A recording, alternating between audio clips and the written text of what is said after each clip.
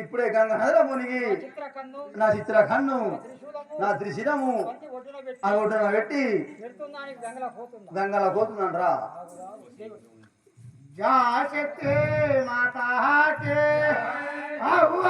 తల్లి అటు కాదుగా తల్లి నీ యొక్క చెక్కు చక్రము కదా స్థూలము చిత్రకన్నునే ధరిస్తే ఇప్పుడు అరమ అరాలే కానీ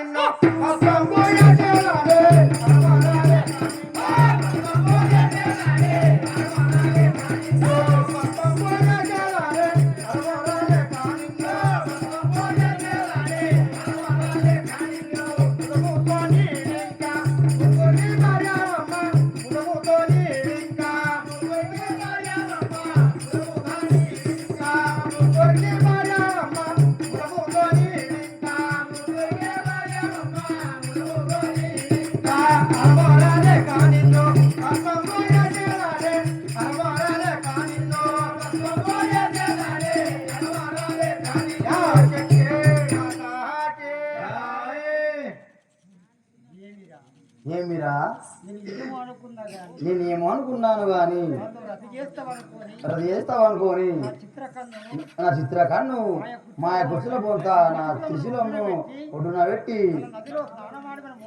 నన్ను స్నానం మోసం చేసినావు కదరా నా వశం కాకుండా ఉన్నది కదరా ఓరి శివా అమ్మా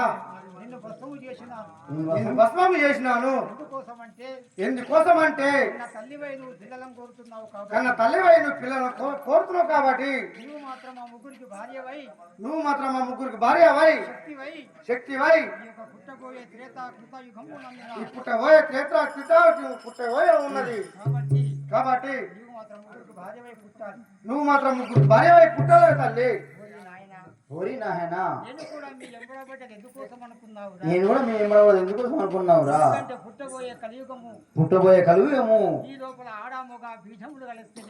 ఆడామొగ బీజములు కలిస్తేనే సంతాన ఫలము కాబట్టి ఇందుకోసం ఎంబడబడ్డాను గాని నేను ప్రేమించమని మీతో నాయనా కాబట్టి బ్రహ్మ విష్ణులు భస్మైపోయినారు కదా లేపి మంత్రం చెప్తాను నా మాట ఏంటంటే చెప్తారు నాయన. సరే అమ్మా అది ఎటువంటి మంత్రం మనకి నిర్ణయించుగా తల్లి. జయ జగన్ మాతాకి మంత్రం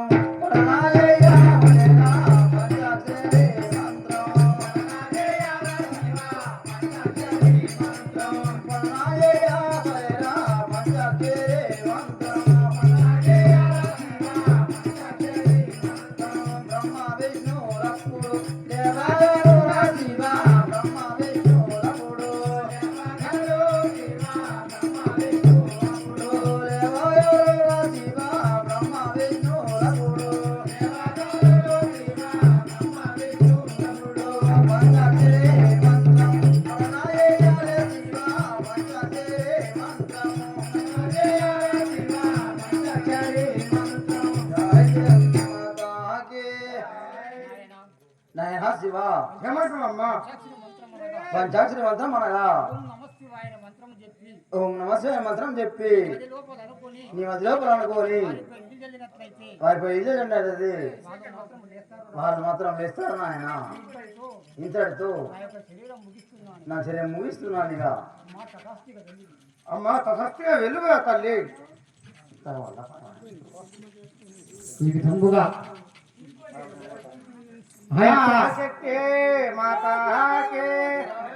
ఆ యొక్క భోలా శంకరుడు మాత్రము తన మనసు లోపల ఉన్నటువంటి ఈ రతి సుఖ భోగంలో నీతులు చేస్తాను, నది లోపల స్నానం వాడి నీ వచ్చినట్లయితే నేను మాత్రం నిన్ను ప్రేమిస్తానని చెప్పేసి తాను మాత్రం చిత్రకన్ను ఆ మాయ గుచ్చుల వంత ఆ త్రిశూలమును మాత్రం నది ఒడ్డున పెట్టుమన్నాడు. అప్పుడు శక్తిమాత ఏమి ఎరుగక తాను చెప్పిన ప్రకారముగా నది ఒడ్డున పెట్టి తాను నది లోపల యొక్క తనకున్నటువంటి గుడ్డలన్నీ విప్పేసి ఆ నదిలో స్నానమాడి వచ్చే సమయమందున నది ఒడ్డున ఉన్నటువంటి త్రిశూలమును చిత్రకందును మాయకూతుల పోతున్న తాను మాత్రం ధరించి ఆ శక్తి మాత్రం భస్మము చేసినాడు. ఊరి నాయన ఎంతటి సామర్థ్యం గల శక్తివంతుడవురా నీవు, నేను మాత్రం నీ మనసులో ఉన్న మాటను ఎరుగక నిన్ను మాత్రం ఈ విధముగా పలికినాను కదరా చెప్పేసి నా యొక్క శరీరమును మాత్రం చాలిస్తున్నాను అమ్మా. కాబట్టి నీవు పుట్టబోయే కృతయుగమ్మునందున శ్వేతయుగమందున ద్రాపర యుగము అందున ఈ 3 యుగములనందున మాత్రము ఈ ముగ్గురికి భార్యవై నీవు మాత్రం జన్మ వేస్తావు తల్లి తటాస్తు అని చెప్పేసి ఆ యొక్క భోళాశంకరుడు ఆ యొక్క శక్తిమాతకు మాత్రము అనుమతించినాడు. ఈ యొక్క చరిత్ర లోపల ఉన్నటువంటి మొదటి భాగము ఇంతటితో సమాప్తం. రేపు మాత్రము బ్రహ్మ విష్ణు మహేశ్వరులకు పార్వతి సరస్వతి బ్రహ్మదేవుడు ఆ యొక్క సరస్వతికి, శంకరునికి ఆ యొక్క పార్వతీదేవికి, మరి లక్ష్మీదేవికి, విష్ణుమూర్తికి ఈ విధంగా మాత్రం కళ్యాణం ఉంటుంది. కాబట్టి ప్రతి ఒక్క వారు కూడా బోడి బియ్యము కట్ట కానుకలు మాత్రం తీసుకొని అయాను సమర్పించే వారు కూడా, ఎందుకంటే త్రిమూర్తుల పెళ్లి కాబట్టి ప్రతి ఒక్క వారు కూడా ఆలోచించుకొని ఈ యొక్క నాటకములకు ప్రతి ఒక్క వారు సహాయం చేయగలరని చెప్పేసి కోరుతున్నాము. మరి అదే విధముగా చంద రాసినటువంటి వాళ్ళు ఆ యొక్క ప్రతి ఒక్క వారు కూడా తీసుకొని రావాలని చెప్పి కోరుచున్నాము. మరి అదే విధముగా గంగాదేవి గూళ్ళవారు అయ్యారం తీసుకొని రావాలని చెప్పేసి కోరుచున్నాము.